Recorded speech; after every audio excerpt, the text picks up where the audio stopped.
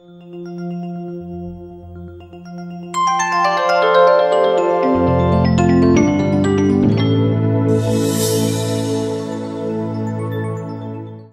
నమస్తే అండి. మీ పేరు సార్?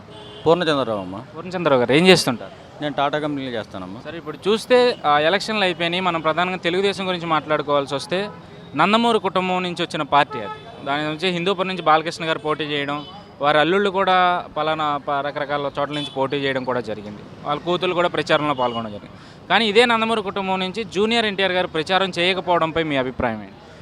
జూనియర్ ఎన్టీఆర్ గారు ప్రచారం చేయకపోవడంపై మా అభిప్రాయం కరెక్ట్గా చెప్పాలంటేనండి, జూనియర్ ఎన్టీఆర్కి పైన వీళ్ళకి ఎటువంటి అభిమానం కానీ ఏమీ లేదండి. జూనియర్ ఎన్టీఆర్ రాకపోయినా సరే మేము గెలవగలం అనే ఉద్దేశంతో వీళ్ళు పోటీ చేశారు. బట్ ఏదేమైనా కూడా ఎప్పటికైనా సరే జూనియర్ ఎన్టీఆర్ వస్తేనే ఈ పార్టీ నిలబడే అవకాశం ఉందండి. ప్రస్తుతానికి ఏదో వీళ్ళు లాక్కొస్తున్నారు, వీళ్ళది అయితే కాదండి. ఇదివరకు ఎన్టీ రామారావు మీద ఉన్న అభిమానం, ఆయన ప్రవేశపెట్టిన పథకాల వల్లనే ఇవాళ తెలుగుదేశం ప్రభుత్వం నడుస్తుందే తప్ప వీళ్ళంటూ కొత్తగా తీసుకొచ్చిన పథకాలు ఏమీ లేవు.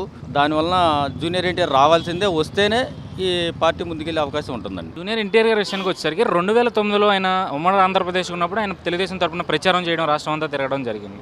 కానీ ఇప్పుడు చూస్తుంటే ఆయన కనీసం ఎక్కడ కూడా తెలుగుదేశం గురించి కూడా ఎక్కడ ఒక మాట కూడా మాట్లాడిన దాఖలాలు కూడా మనకి ఎక్కడ కనిపించలేదు. అంటే ఈ పరిస్థితి రావడానికి కారణం ఏంటంటే, జూనియర్ ఎన్టీఆర్ గారు వాస్తవంగా ఆయన న్యూట్రల్గా ఉండిపోయారు.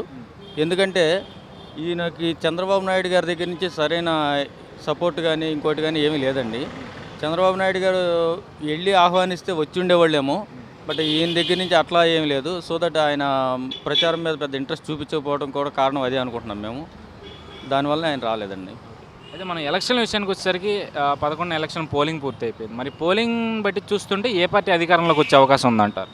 పోలింగ్ను బట్టి చూస్తే ప్రీ పోల్ సర్వే ప్రకారం అయితే టీడీపీకి అవకాశాలు కనిపించినాయి. ఎగ్జిట్ పోల్కి వచ్చేసరికి టీడీపీకి పెద్దగా అవకాశాలు కనపట్టలేదండి. ప్లస్ ఏంటంటే టీడీపీలో ఇచ్చిన సిట్టింగ్ ఎమ్మెల్యేలు చాలామంది దారుణాలు ఒడికట్టిన వాళ్ళే ఉన్నారు. ఇందుట్లో భూదందాలు కానివ్వండి, ఇసుక కానివ్వండి, ఇంకోటి చాలా మాఫియాలు ఉన్నాయండి. అందువలన ఇంటర్నల్గా వాళ్ళకి ఓటింగ్ అయితే పడలేదండి. అంటే ఇప్పుడు చూస్తుంటే చంద్రబాబు నాయుడు గారు ఈ ఈవీఎంల విషయం అయ్యి ఢిల్లీలో పోరాటం కూడా మొదలు పెట్టడం జరిగింది. అంటే ఈవీఎంలు ట్యాంపరింగ్ జరిగాయి, ఒక దానికి వేస్తుంటే ఓటు ఇంకో దానికి వెళ్తున్నాయి. ఎలక్షన్ స్టార్ట్ అయ్యేసరికి, అంటే ఈవీఎంల వల్ల ఎలక్షన్ స్టార్ట్ అయ్యేసరికి మధ్యాహ్నం అయింది, అర్ధరాత్రి ముగిసే పరిస్థితులు వచ్చాయి. దీని అంతటికీ ఈసీఏ కారణము.